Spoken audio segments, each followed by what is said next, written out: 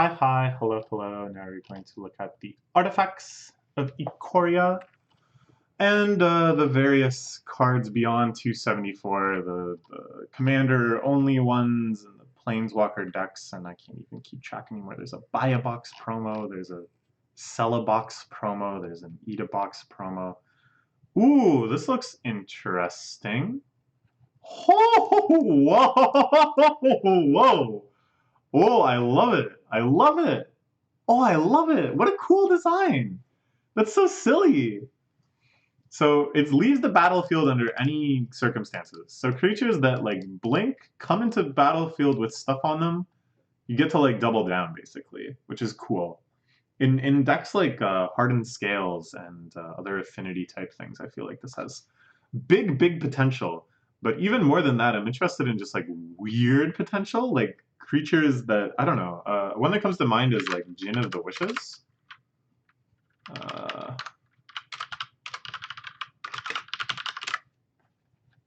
which comes in with 3 wish counters on it. Or does it? Does it perhaps come in with 3? You blink it for whatever reason.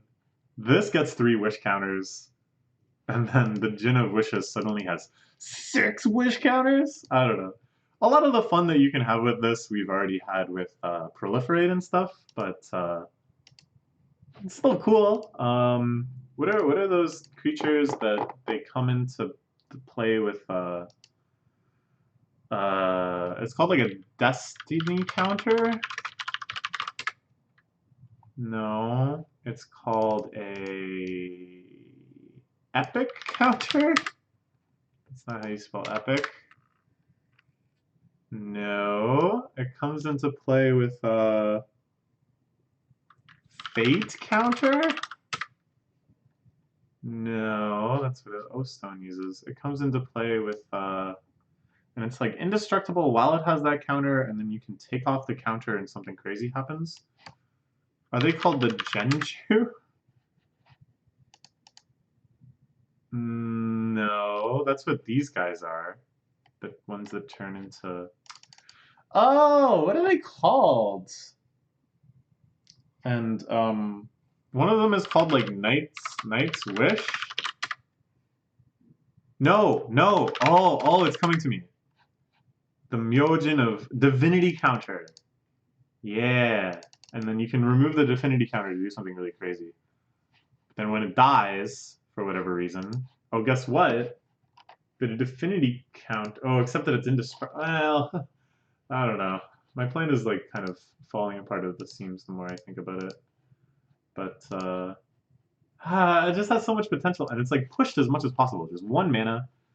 The fact that you can move all the counters on the target creatures, I don't know. This thing is so cool. I really want to see what people can do with this. Sure. More crystals, sure. Yes. Sleeper Dart. There's a battlefield, draw a card. Oh, hey, that's not bad. In many matchups, this is functionally a fog. But it draws you a card, and it's colorless, and you don't even have to pay mana the turn you use it. Sure, I think that's got some utility. Springjaw Trap. Sure, you can flash it in for 5, basically you deal 3 to any target. That's actually not bad in terms of colorless removal. Cost, damage per mana or whatever. That's not bad at all. I feel like in limited and stuff, these are worth picking up. Sure. Now we're getting into lands. It's just the life gain lands. Sure. Draw a card. Activate this. Whoa! 3 mana to draw a card on a land. Seems quite good. Sure, you need a creature with power 4 or greater. I don't know. It's a difficult thing because normally this kind of card draw really comes in handy when you're desperate, when you're really down and you just need something to stabilize, something to start rebuilding your board. It's like, oh, sweet, I can draw a card. Like, this could save me. If you already have a creature with power 4 or greater, it doesn't seem as useful. It's probably just going to be win more in a lot of cases. I don't know. I can't ever think of a draw ability on a land being that cheap, though, which really does count for something. Counts for 50 bucks. Sure. Sure.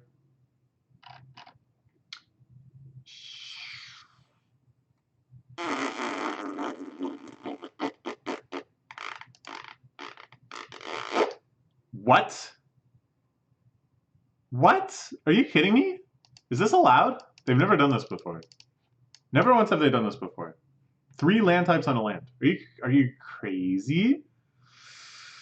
So the fact that an ETB is tapped, of course, is big, big bad. It cycles for 3, which is not really terrible. These are definitely the most compelling tri-lands we've seen, which isn't saying a lot, because tri-lands up until now have been pretty mediocre. The fact that they have the basic land types is awesome, but the main benefit of that is that they're fetchable. But if you're fetching and your mana is good, then likely each of your fetch lands already fetches for every color of mana in your deck, no matter how many colors you're running, right? Because that's just the power of fetch lands. That you can bridge using dual lands into whatever mana color you want. Whereas this, like, you fetch for it because you need both black and green and you only have a white fetch land. Seems not that likely. Crazy though. Crazy, crazy, crazy that these exist. Plain swamp forest. It's just, it's all there. Wow. What? Wow. The river itself will stand up and roar.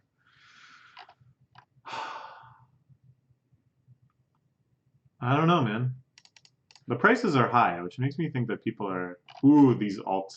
Yeah, these are pretty cool. The kind of comic booky alt art is pretty neat. But I don't know. Are they actually all that useful? Maybe just having a tapped tri-land isn't really terrible. Because it's not like we've seen those too often. Usually when they are seen, I think they're played in standard. There's like the panoramas. Oh, never mind. That's not what those did. How many times have we even gotten tri-lands at all? I can think of like the really terrible ones like this. There's certainly better ones than these. How do I search for this?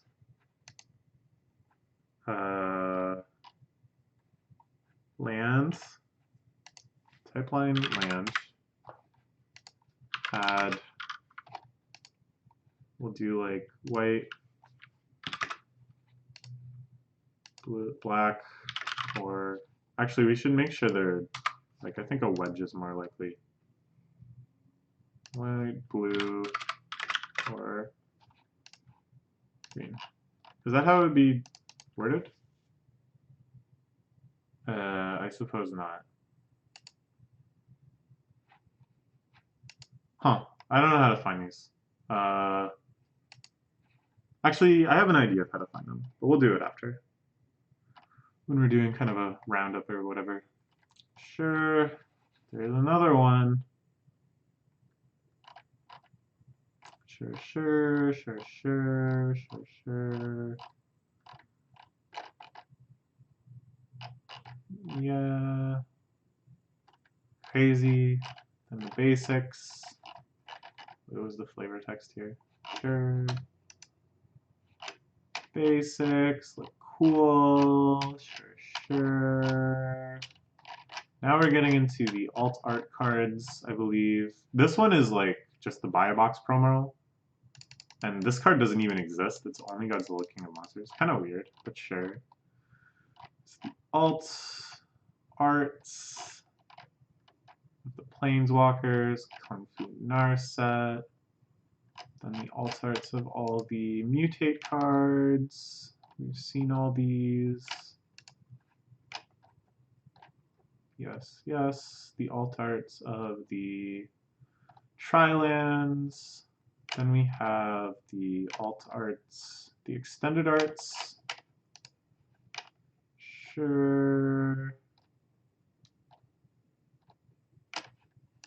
For all the other rares that aren't mutators.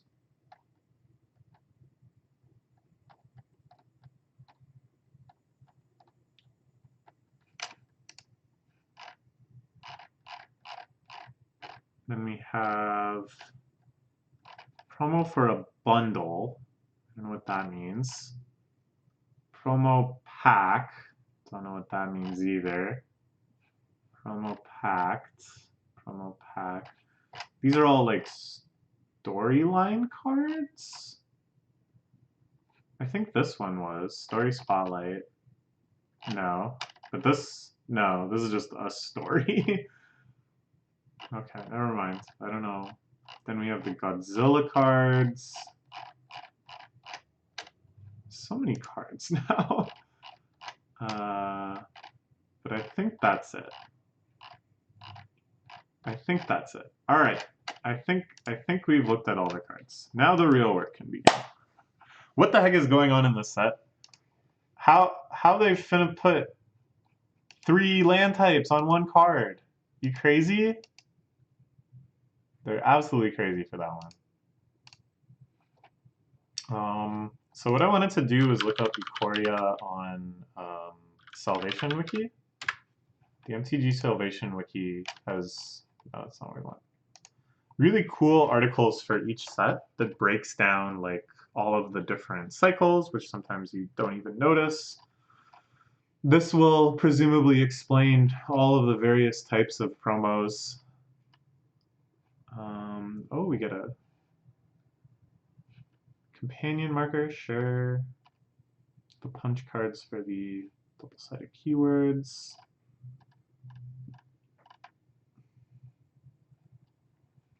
The triomes. Oh shoot, I was hoping that they would talk about other triple. Okay, so the triple lands. Let's see the history of triple lands. First, we had these terrible, terrible ones like Wizard School that I remembered from before. Tricolored tap lands. Sack lands from Invasion. Oh yeah, these I've seen before too because getting the double mana is actually really useful. So these are used in some Pauper ramp decks. Or not so much ramp decks as just like explode on one turn decks. Shard colored tap lands. So that's like these guys. Yeah. So upside tap land. Oh, those are just tap lands. Wedge colored from cons, yeah.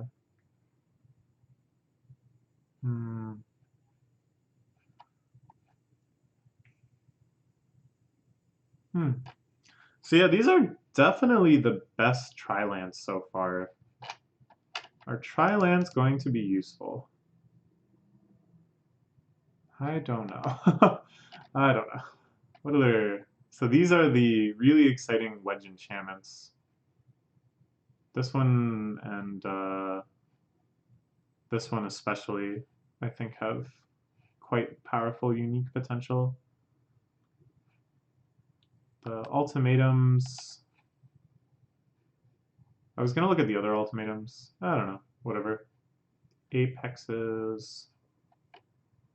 The mythic humans. The signposts. Alright. Sure. I think most of these we picked up on.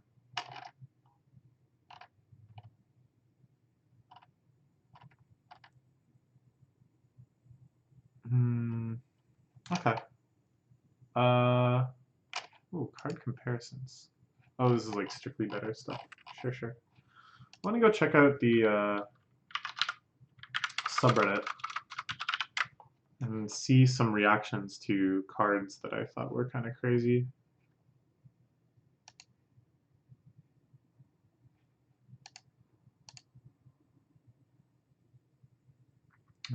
Yeah, look, everyone loves it. Everyone loves it. Song of Creation too. Genesis Ultimatum is the one where you dig for 5 and grab whatever permanents you want. Maybe there's something there.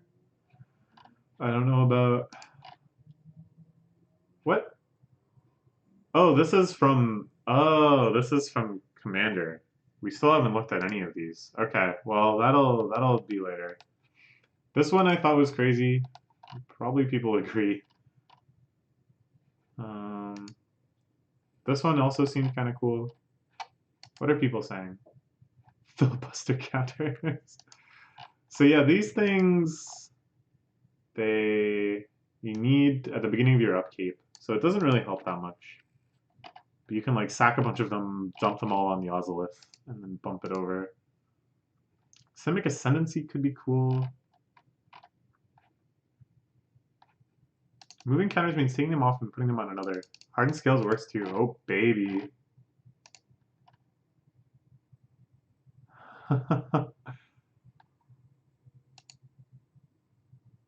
Yeah, this could be pretty cool. All right, what else we got?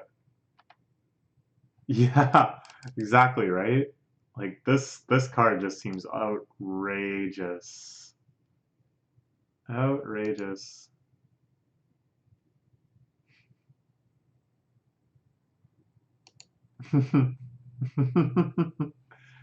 We'll see. We'll see. I don't know. We'll see. Yeah. Yeah. Yeah, for sure. It took a while. It took 27 years. Fetchable Trilands. But like, again, I don't know. Just fetching a dual land and it comes into play untapped. Seems better.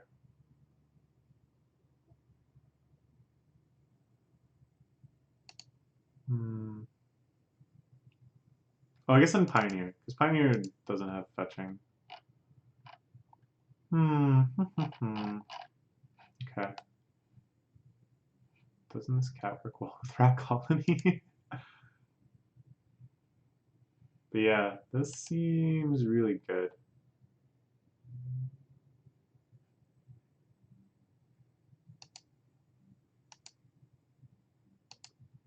Hmm. Yeah, this seems crazy too. The rocks get a boost.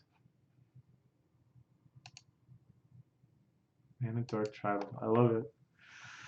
Alright, I don't know. I don't really have too much else to say. It's a cool set overall. Really crazy aesthetic. Really, I think, swinging hard for an audience that maybe Magic doesn't have sewn up as much. The idea of these big mutated monsters and I don't know, just a lot of like cards where the initial appeal is going to be not even so much the Timmy appeal of the card itself, but the Timmy appeal of the flavor. Demon Kraken, like, damn. Elemental Elk, damn. That kind of thing. Which is fine, because mechanically it's pretty interesting too. Companion may turn out to have been a huge mistake. This thing seems insane. That's my gut feeling. And now that I've finished looking at these cards, I can finally look at the various YouTube videos that are using these cards and talking about these cards and get a better sense of what the heck is actually going on. Okay, that's all for now. Bye-bye.